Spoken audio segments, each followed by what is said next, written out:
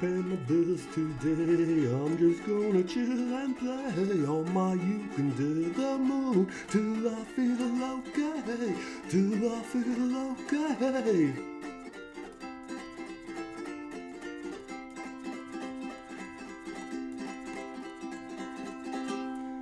Hey, what's the word? Welcome to the next episode of Sunday Sidecar, the series where we dive into, discuss, dissect, and maybe even diss last week's Tuesday Ukeday drop from yours truly, Uke Brute. This week's episode, I'd rather be at home. Well, this episode, or this song is... There's not much to dissect when it comes to the lyrical content. It's really straightforward.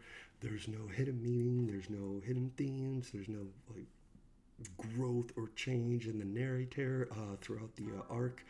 It's just really straightforward. I'd rather be at home. We all know this feeling. I think it kind of taps into a general ennui, existential dread, sick and tiredness of the universe, and just wanted to, we all just want to go home. Shut the blinds, bury our heads under the pillows and the blankets, detach, escape, forget. And that's what this taps into. And I don't know what else to say about it. It obviously comes from somewhere deep, and I think we can all really relate to it, except for maybe you sick and twisted people we call extroverts. I'm sure even some of you extroverts can agree that sometimes we all just need a time and a place to shut off the world and just be us. That being said, I think this is a good time to also kind of dive into or discuss, dissect that last portion of that intro that I've apparently adopted. And let's kind of diss this song a little bit. I don't want to hate on it or anything, because I do really enjoy this song. I love what it's talking about. I love how, the refrain gets into that excuse that we all have or want to drop every now and then, whether we're out with people or people want us to come out with us or people want us to come out with them, where it's like, you're trying to think of how do I say this, but I'd really just rather be at home. Sorry. And I just want to say, I'm really glad that we shared this moment. But I just have to go, I'd really just rather be at home. And see, that even kind of gets back into what I'm getting at here, where I said I'd really just like to say, clearly in the lyrics below, it says I like to show. That was the last minute change I felt, just to kind of keep the rhyme scheme, but I probably should have kept with say, because it's already in my head, so it goes back and forth, as I can tell. In the final, I believe the final refrain, where I do say say. But one of the issues with this song is just getting it recorded in the first place. This is a hobby for me. This is a passion project, a labor of love. I just like to create, and I want to share these creations. But I'm sure as anyone who has ever tried to record anything can relate to, there's what I call the big red button effect. Not to be confused with the observer effect, which is like when scumbags and shade balls are being watched and they act normal. Or there's like the Hawthorne effect, which is where people act differently when they're on camera or being recorded, like on a reality show or a game show or something. They're not themselves. But the big red button effect, which I call it. I'm sure there's probably already a name for it. You all know what I'm talking about now, but it's like you can play a song 10, 20, 30 times as perfectly as you think you can get it.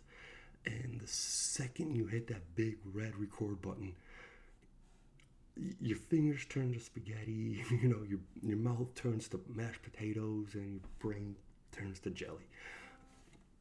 Not a flavor profile that I'm interested in, and I doubt anyone else is interested in. But that's what an issue I kept running into recording this song.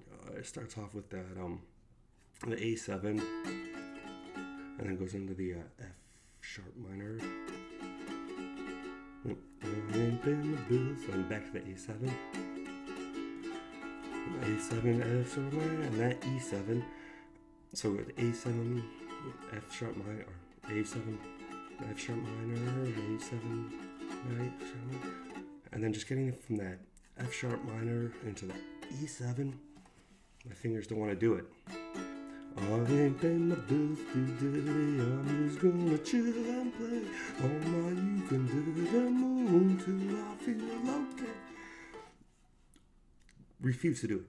And that's why actually I get into, I think drop that yeah in that verse or in that intro, because I finally nailed it after many mistakes. And mistakes, either or, kind of like that. And you can even hear it again too when I really drop the ball coming out of the refrain into the second set of verses, and then misses completely flat.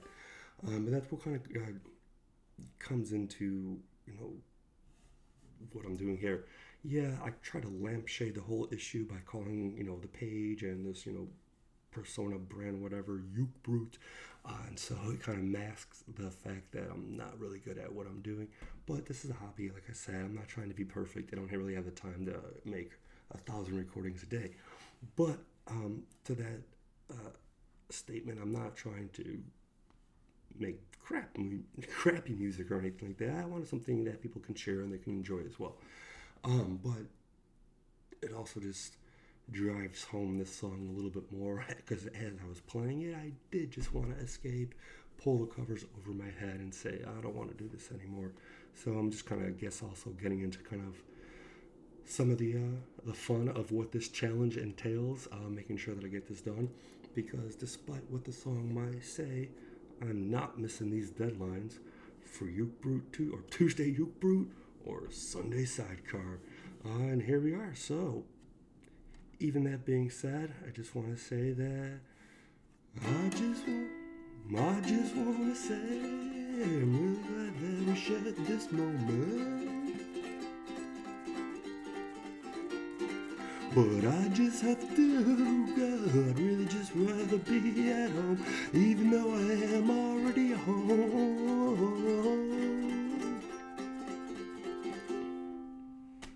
Anyway, hope you enjoy. Check back soon for the ditty from